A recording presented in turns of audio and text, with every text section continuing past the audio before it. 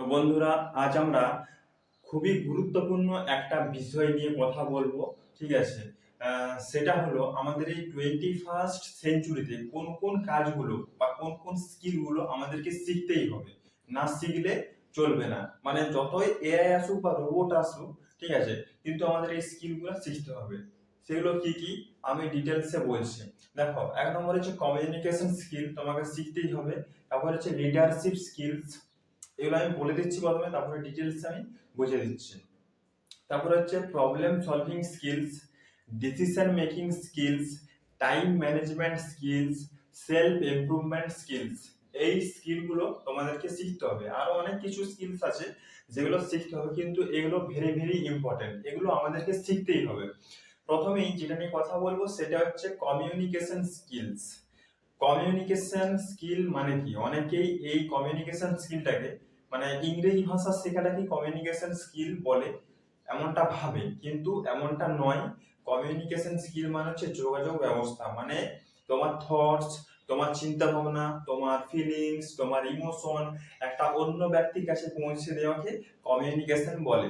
সেটা যে কোনো ভাষায় হতে পারে, যোগাযোগ ডিভাইসের মধ্যে হতে পারে, সেটা যে কোনো ভাষায় হতে পারে, বাংলা, হিন্দি, ইংরেজি, উর্দু, তামিল, তেলেগু, যে কোনো ভাষায় হতে পারে। এটা হচ্ছে কমিউনিকেশন স্কিল। এই কমিউনিকেশন স্কিলটা কিন্তু আমাদের এই 21st সেঞ্চুরিতে ভেরি ভেরি ইম্পর্টেন্ট, এটা দরকার। আচ্ছা, 21st সেঞ্চুরি মানে কি? 2000 সাল থেকে 2001 সাল থেকে 2100 সাল পর্যন্ত এই সময়টাকে 21st সেঞ্চুরি বলা হয়। ঠিক আছে? তারপরে যাচ্ছে তোমার লিডারশিপ স্কিলস।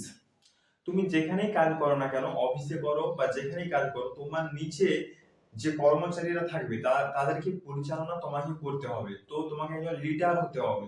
লিডারশিপ স্কিলটা তোমাকে আয়ত্ত করতে হবে, ইমপ্রুভমেন্ট করতে হবে, তবে তুমি তোমার নিচে যে কর্মচারীগুলো থাকবে তারাকে তুমি পরিচালনা করতে পারবে। তাই লিডারশিপ স্কিলটা ভেরি ভেরি ইম্পর্টেন্ট। আর তুমি যদি না পারো যে তোমার নিচে ধরো 10 জন কর্মচারী কাজ করছে, তাদেরকে যদি সঠিকভাবে পরিচালনা না করতে পারো, তাহলে তোমার কোম্পানি ক্ষতি হবে, বা তুমি যে বিজনেস করছো সেখানে ক্ষতি হবে। তাই তোমাকে লিডারশিপ স্কিলটা শিখতে হবে, না শিখলে তুমি মানুষজনকে পরিচালনা করতে পারবে না। তারপরে 3 নম্বর হচ্ছে টাইম ম্যানেজমেন্ট স্কিল। দেখো, কোনো কাজ কোনো সময়ের আগে করতে হলে তোমাকে এই টাইম ম্যানেজমেন্ট স্কিলটা শিখতে হবে। টাইম ম্যানেজমেন্ট স্কিলটা, ঠিক আছে, টাইম ম্যানেজমেন্ট স্কিলস একটা স্কিল। সত্যি কথা বলতে টাইমকে কেউ কোনোদিন ম্যানেজ করতে পারে না, টাইম কখনো কারো হাত ধরে চলে না। আমরা কিছুই করতে পারবো না টাইমের সাথে। আমরা কি করতে পারি? আমাদের যে দৈনন্দিন কাজগুলো সেগুলো ম্যানেজ করতে পারি। মানে তোমাকে একটা টু ডু লিস্ট বানাতে হবে প্রতিদিন, যে প্রতিদিন রাত্রেবেলা যে আগামীকাল আমি কি কি কাজ করব তার একটা লিস্ট বানাতে হবে। এবং তুমি যদি টাইম ম্যানেজমেন্টে মাস্টার হও, তাহলে তুমি সব কাজই করতে পারবে এবং অন্যদের থেকে অনেকটা এগিয়ে থাকবে। ঠিক আছে? টাইম ম্যানেজমেন্ট স্কিলটা তোমার সবকিছু কাজ তুমি করতে পারবে প্রতিদিন। এইটা একটা স্কিল যদি তুমি শিখতে পারো, প্রতিদিন তুমি সবকিছু ভাষা বলো, স্কিল বলো, সবকিছু তুমি প্রতিদিন শিখতে পারবে, টাইমের মধ্যে করতে পারবে। আর তুমি যদি টাইম ম্যানেজমেন্ট না করো, তাহলে তুমি ওই যে সময় পেরিয়ে যাবে, তুমি কোনো কিছু কাজ করতে পারবে না। তাই টাইম ম্যানেজমেন্টটা আমাদের এই 21st সেঞ্চুরিতে ভেরি ভেরি ইম্পর্টেন্ট। তারপরে হচ্ছে প্রবলেম সলভিং। দেখো বন্ধু, প্রবলেম ছোট বড় মাঝারি, প্রতিদিন প্রতিটা মুহূর্তে প্রবলেম আসে। যেগুলোকে আমরা সলভ করে ফেলি সেগুলোকে আমাদের প্রবলেম বলেই মনে হয় না, আর যেগুলোকে আমরা সলভ করতে পারি না সেগুলোকে আমাদের প্রবলেম বলে মনে হয়। যেমন ধরো, তোমার বন্ধুকে ফোন করতে বললাম, তোমার বন্ধুর নাম্বারটা ডায়াল করে ফোন করে কথা বলে নিলে, তো এটা কোনো প্রবলেম বলেই মনে হলো না। কিন্তু যদি নাম্বারটা না থাকতো তাহলে তোমার প্রবলেম বলে মনে হতো। এরকম আমরা বেশিরভাগগুলোকেই আমরা সলভ করে ফেলি।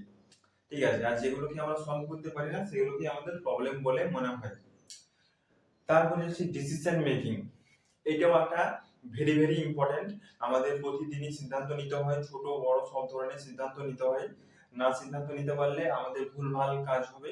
মানে কোনটা আগে করব কোনটা পরে করব এই সিদ্ধান্ত আমাদের নিতে হয়, কিন্তু আমরা বেশিরভাগ সিদ্ধান্ত নিই না। ঠিক আছে? যেগুলা মানে নিজেদের আয়ত্ত থাকে সেগুলাই নিই। বড় কিছু সিদ্ধান্ত নিই না। আহ, না নেওয়ার জন্য আমাদের ভুলভাল কাজ হয়। দেখো, সিদ্ধান্ত যেমন ধরো সিদ্ধান্ত আমরা কিভাবে প্রতিদিন নিই। যেমন ট্রেন লেট হয়ে গেছে, উঠবো কি উঠবো না, ট্রেনে উঠবো কি উঠবো না। লেট হয়ে গেছে, হেঁটে যাবো নাকি কারো গাড়িতে যাব। এবারে আমরা সিদ্ধান্ত কিভাবে নিই, আমাদের ব্রেনে যে ডেটাগুলো আছে সেই ডেটাগুলো বেস করে আমরা সিদ্ধান্ত নিয়ে থাকি, ঠিক আছে। তারপর তারপর আরেকটা উদাহরণ হচ্ছে, একটা বাচ্চা ছেলেকে একটা হাতি দেখে যদি জিজ্ঞাসা করো সে কি করবে, কাঁদবে। তুমি ওই একই জায়গায় তাহলে কি করতে, কাঁদবে না, খুব কাছাকাছি এলে কি করবে, ছুটে পালাবে। কিন্তু বাচ্চাটা খুব কাছাকাছি এলে সে কি ছুটে পালাতো, সে আরো জোরে জোরে কান্না করতো। এখানে দুজনের ঘটনা একই, কিন্তু দুজন আলাদা আলাদা সিদ্ধান্ত নিচ্ছে, একজন জোরে কান্না করার সিদ্ধান্ত নিচ্ছে আর একজন ছুটে পালাবার সিদ্ধান্ত নিচ্ছে। এটাই হচ্ছে আমাদের ডিসিশন মেকিং, ঠিক আছে। এই ডিসিশন মেকিংটাও কিন্তু আমাদের শিখতে হবে, না শিখলে কিন্তু আমরা কোনো কাজ কোনটা আগে করব কোনটা পরে করব সেটা কিন্তু আমরা করতে পারবো না। তাই আমাদের ডিসিশন মেকিংটা আমাদের শিখতে হবে। তারপরে হচ্ছে সেলফ ইমপ্রুভমেন্ট। সেলফ ইমপ্রুভমেন্ট মানে কি, সেলফ ইমপ্রুভমেন্ট মানে হচ্ছে যেটা তুমি মানে নিজের থেকে কোনো কিছু শেখা, যেটা তুমি জানো সেটাকে মেনটেন করা, আর যেটা তুমি জানো না সেটা তোমার প্র্যাকটিসের মাধ্যমে তোমার স্ট্রেংথের জায়গায় নিয়ে যাওয়া। মানে ধরো তুমি ইংলিশ স্পিকিং ভালো পারো, কিন্তু 2-3 মাস হয়ে গেল তুমি আর প্র্যাকটিস করছো না, তুমি আর প্র্যাকটিসের মধ্যে নাই, তাহলে কি তোমার ইংলিশ স্পিকিংটা ভালো থাকবে, থাকবে না। তাই তোমাকে প্রতিদিন প্র্যাকটিস করতে হবে, মেনটেন করতে হবে, জিনিসটাকে আসলে মেনটেন প্রতিদিন করতে হবে, তবে কিনা তোমার এটা ভালো থাকবে।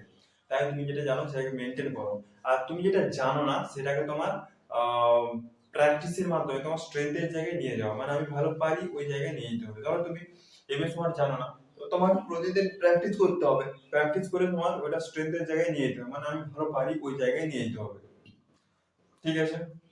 তো বন্ধুরা আজকে আমরা শিখলাম এই 21st সেঞ্চুরিতে কি কি স্কিলগুলো আমাদের লাগবেই, কোন কোন স্কিলগুলো আমাদেরকে শিখতেই হবে, ঠিক আছে। তো ভিডিওটা তোমাদের যদি ভালো লেগে থাকে একটা লাইক করে দিও, আর চ্যানেলটাকে সাবস্ক্রাইব করতে ভুলবে না। ধন্যবাদ।